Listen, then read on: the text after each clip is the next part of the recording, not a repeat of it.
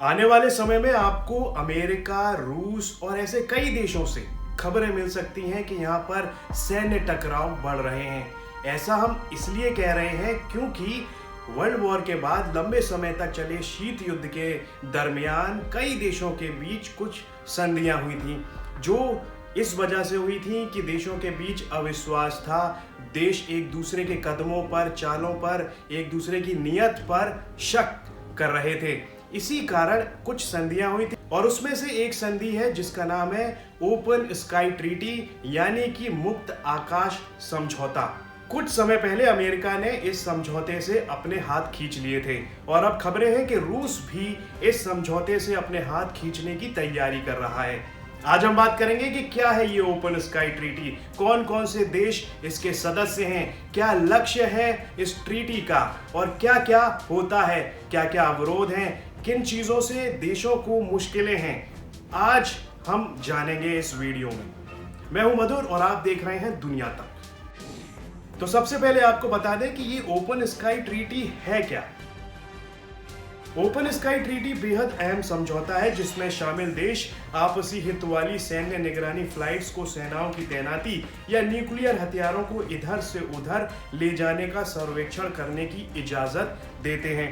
इसमें शामिल 34 देशों के ऑब्जर्वेशन एयरक्राफ्ट या टोही विमानों को एक दूसरे के क्षेत्र में हथियारों के बिना आने जाने की अनुमति वाली ये संधि 1 जनवरी 2002 को लागू हुई थी। बड़ी बात यह है कि सबसे पहले इसे 1955 में अमेरिकी राष्ट्रपति डी आइजनहावर ने इसका प्रस्ताव रखा था। प्रस्ताव में कहा गया था कि अमेरिका और सोवियत संघ एक दूसरे के इलाकों में टोही उड़ानों की अनुमति दें, लेकिन बात उस समय नहीं बन पाई। लेकिन 1989 में एक बार फिर जॉर्ज डब्ल्यू बुश ने इस प्रस्ताव को रखा और फिर कुछ समय के बाद नाटो से इस पर बातचीत हुई। कुछ देशों ने 24 मार्च 1992 को संधि पर हस्ताक्षर किए, लेकिन रूस ने इस प्रस्ताव को स्वीकार नहीं किया।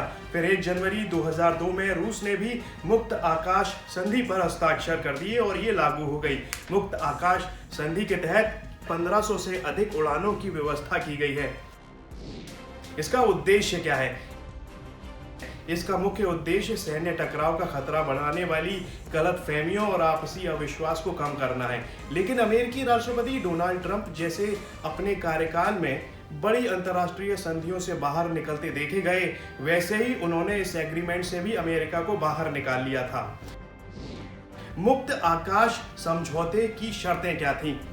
निगरानी विमान सेंसर से लैस होने चाहिए जो आर्टिलरी, लड़ाकू विमान और बख्तरबंद लड़ाकू वाहनों जैसे महत्वपूर्ण सैन्य उपकरणों की पहचान कर सकें। संधि के तहत सभी देश एक दूसरे के आकाश से एक तय संख्या में अपने विमान गुजार सकते हैं। इसमें उड़ान संचालित करने वाले देश को होस्ट कंट्री को कम से कम 72 घंटे पहले इस बारे में आगाह करना होता है। इसके बाद होस्ट कंट्री को आग्रह पर विचार करने के लिए 24 घंटे मिलते हैं। इस संधि में कुछ देशों को खास अधिकार हैं। सभी देश निगरानी फ्लाइट संचालित नहीं कर सकते।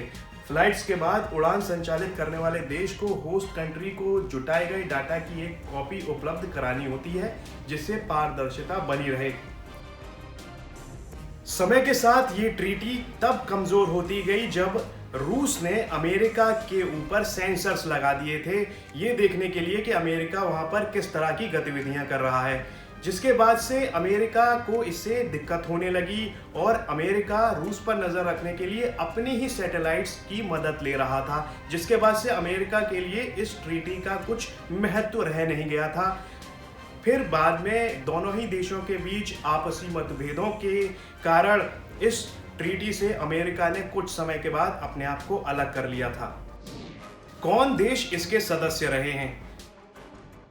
मुक्त आकाश संधि पर इन देशों ने हस्ताक्षर किए थे, जैसे Belarus, Belgium, Bosnia Herzegovina, Bulgaria, Canada, Croatia, चेक Republic, Denmark, Estonia, Finland, France, Georgia, Germany, Greece, Hungary, Iceland, Italy, Latvia, Lithuania, Kyrgyzstan, Luxembourg, Netherland, Norway, Poland, पुर्तगाल, रोमानिया, रूस, Slovak Republic, Slovenia, Spain, Sweden, तुर्की, Ukraine, Britain और America. Canada और Hungary इस संधि के depository देश या फिर कहें संरक्षक राष्ट्र हैं। अब आगे क्या होगा? रूस ने कहा है कि जिस तरह से पिछले साल अमेरिका ने ये बड़ा फैसला लेते हुए अपने आप को इस संधि से अलग कर लिया, तो अब रूस भी वैसा ही करने जा रहा है। रूस भी अब खुद को इस संधि से अलग करने का मन बना चुका है।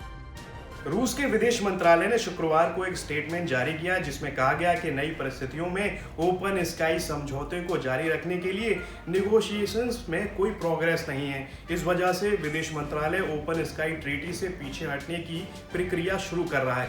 रूस ने कहा कि उसे इस बात का आश्वासन नहीं मिल रहा है कि अमेरिका की अगुवाई वाला नेटो मिलिट्री ब्लॉक के मेंबर्स जो खुफिया सूचना इकट्ठा करेंगे उसे अमेरिका के साथ साझा नहीं करेंगे। रूस के डिप्लोमेट्स ने अपने स्टेटमेंट्स में लिखा भी है, अमेरिका इन समस्याओं को हल करने के हमारे सभी प्रस्ताव एरोगेंट होकर नजरअंदाज करता रहा है।